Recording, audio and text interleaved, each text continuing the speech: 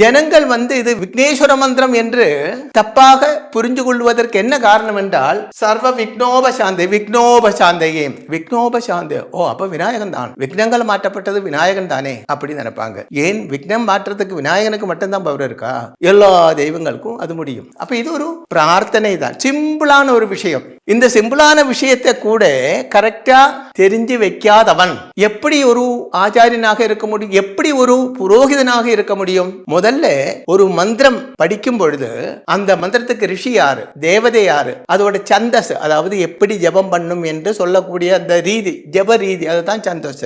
எல்லாத்துக்கும் மேல அந்த மந்திரத்தினுடைய அர்த்தம் புரிஞ்சிருக்க வேண்டும். அர்த்தம் இல்லாமல் ஜபம் செய்யப்பட்ட மந்திரங்கள், அதாவது அர்த்தம் தெரிஞ்சு கொண்டு அல்லாமல், அர்த்தம் தெரிஞ்சு கொண்டு இருந்தால் மட்டும் போராது, பக்தியும் இருக்க வேண்டும். இல்லாமல் ஜபம் பண்ணப்பட்ட மந்திரங்கள் எல்லாம் அர்த்தமில்லாத வெறும் ஓசைதான்.